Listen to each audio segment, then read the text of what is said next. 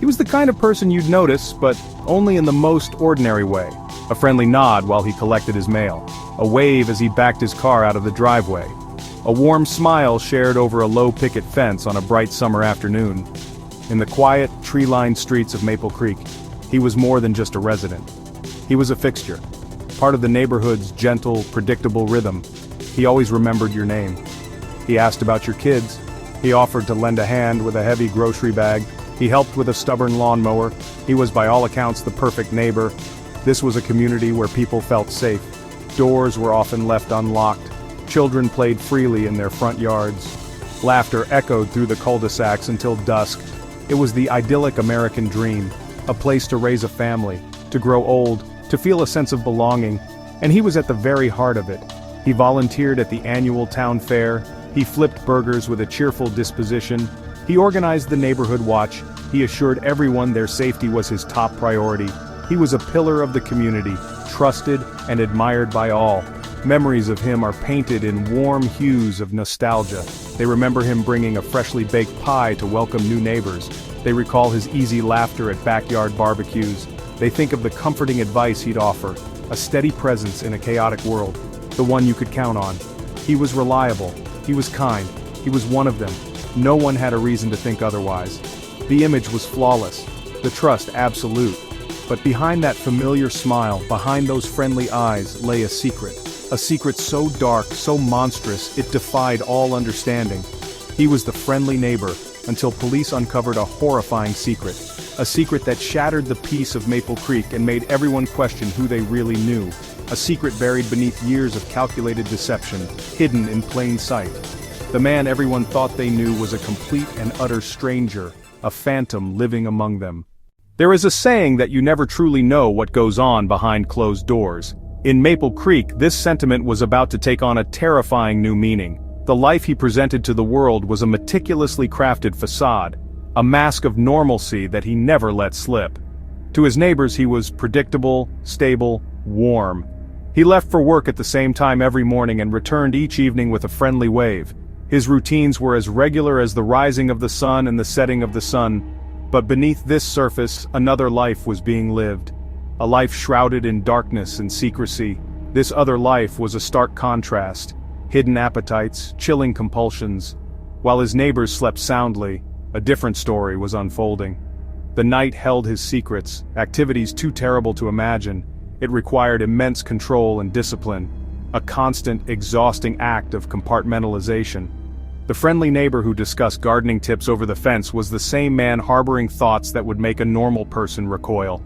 He navigated two separate worlds with chilling precision. The man they knew was a character, a role he played with Oscar-worthy dedication. The real person was a predator in the guise of a sheep. He wore the mask effortlessly, no visible cracks in the facade, a master of deception, a chameleon blended into his environment. He had earned their trust, their friendship, and their admiration, all while living the antithesis of everything they believed.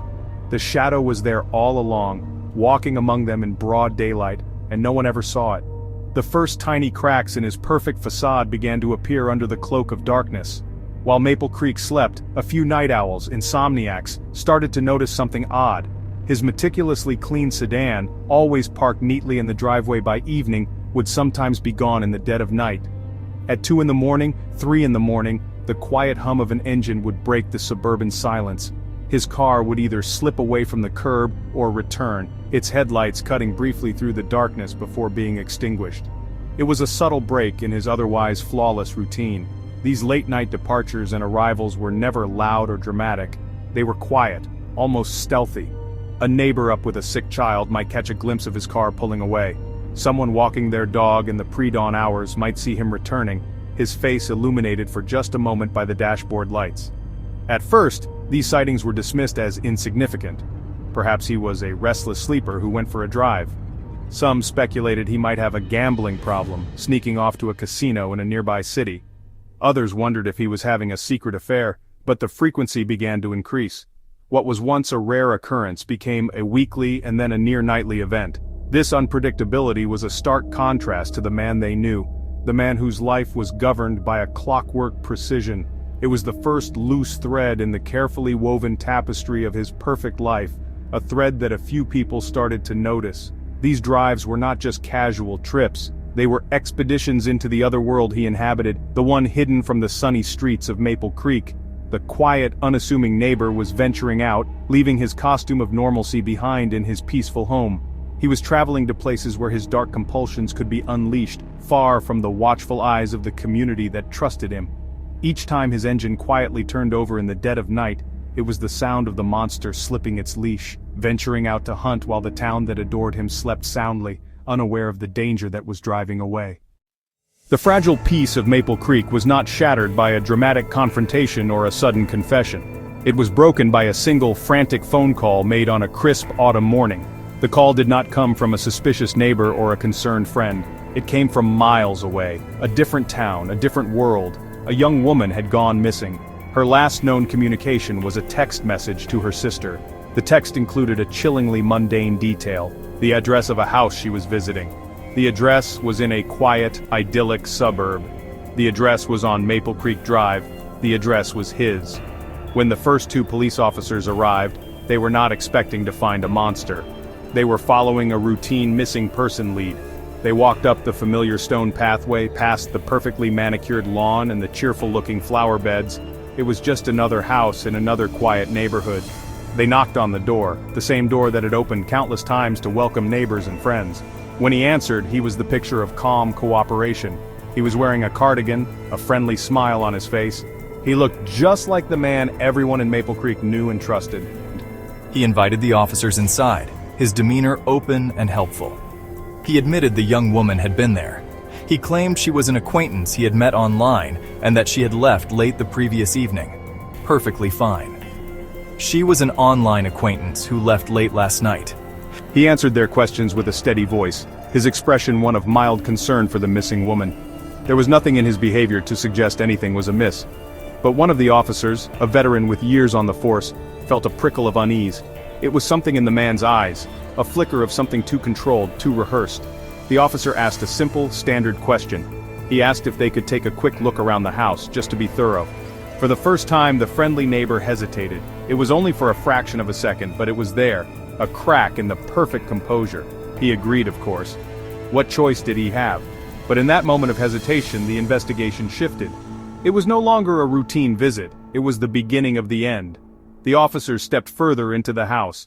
The interior was exactly what you would expect, spotlessly clean, orderly. One officer noticed a door just off the kitchen leading to the basement. When he asked what was down there, the neighbor's friendly chatter stopped abruptly. He explained it was just a basement, used for storage. "Full of junk," he said, waving dismissively as he tried to steer them back upstairs. The veteran officer's instincts screamed. He insisted. The man's face tightened, the friendly mask beginning to slip. He fumbled for an excuse, saying the lock was stuck, that he had lost the key. The officer didn't wait for another excuse. He put his hand on the doorknob and turned. It wasn't locked. The door swung open, revealing a set of dark, steep stairs leading down into the earth. The moment the basement door opened, a smell hit them. It was a coppery metallic odor, mixed with the cloying scent of chemical cleaners. It was the smell of bleach failing to cover up the smell of death. The friendly neighbor took an involuntary step back, his face pale. The officers drew their weapons. The basement was not just a storage area. It was a workshop. It was a laboratory. It was a tomb. At the far end of the concrete room, the officers found the source of the smell. They found the missing woman. But the horror did not end there. As they swept their flashlights across the space, they uncovered a trove of chilling evidence. Tools were arranged neatly on a pegboard, not for woodworking, but for something far more sinister. There were restraints bolted to the floor, and in a locked chest they found a collection of trophies, driver's licenses, jewelry, photographs of other women. The scope of the horror was staggering. This was not a single, isolated crime. This was the work of a serial predator who had been operating undetected for years. The basement was his secret kingdom, a place where the monster could shed its human skin. While the man upstairs was flipping burgers, the man in the basement was carrying out acts of unspeakable violence. Upstairs, the man everyone knew as the perfect neighbor stood in silence, his head bowed. The performance was over. The mask had been ripped away. He offered no resistance when the handcuffs clicked around his wrists. He said nothing as he was led out of the house past the geraniums in the window boxes and the perfectly manicured lawn. The man who had built his life on a foundation of lies was finally being dragged out into the light. The day after the arrest, a profound and unnatural quiet descended upon Maple Creek. The usual sounds of suburban life, the laughter of children, the cheerful greetings, the distant hum of lawnmowers, were all gone. In their place was a heavy, oppressive silence. The street where he had lived, once a vibrant artery of the community, was now a ghost town cordoned off by yellow police tape.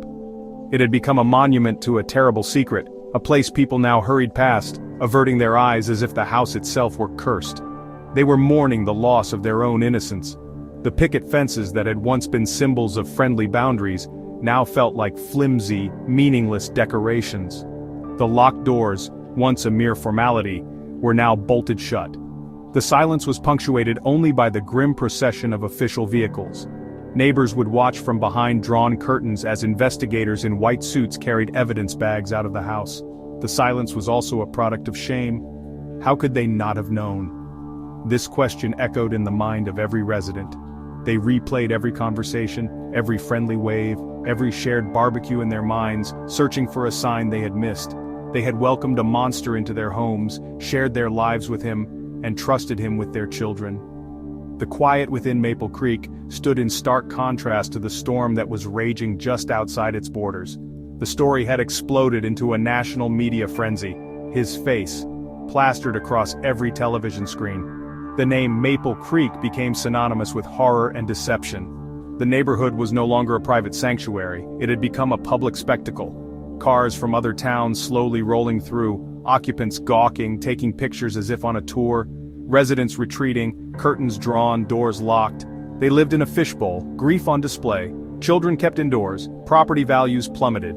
For sale signs began to pop up on lawns, a quiet exodus of families who could no longer bear to live in the shadow of what had happened. The traditions that had once defined Maple Creek began to fade away. The annual town picnic was canceled. The neighborhood watch program, his twisted brainchild, was quietly disbanded. The empty lot where his house would be torn down became local legend, a haunted ground that children would dare each other to run past, ensuring his dark legacy would be passed down to a new generation. Years later, Maple Creek would appear healed. But for those who lived through it, the scars remained. They would forever look at their neighbors with a flicker of doubt, a lingering question in the back of their minds. The story of Maple Creek is a chilling testament to the fragility of our perceptions. It serves as a stark and terrifying reminder that the faces we see every day, the smiles we exchange, can sometimes mask a reality so dark it defies comprehension. His greatest weapon was not a knife or a gun, but the simple, disarming power of being the perfect neighbor. It forces us to look at our own lives, our own communities, and the people we think we know. How well can we ever truly know another person? What lies behind the closed doors of the houses on our own streets? The residents of Maple Creek were not foolish or naive, they were simply human. They saw good and believed in it. And so we are left with the same unthinkable question that began this story. As you look at the friendly faces in your own life, would you have suspected him? Would you have seen the darkness hiding behind the familiar smile? Or would you, like the good people of Maple Creek, have welcomed the monster in, never knowing the shocking truth until it was far, far too late? The answer, unsettling as it may be, is something we can never truly know.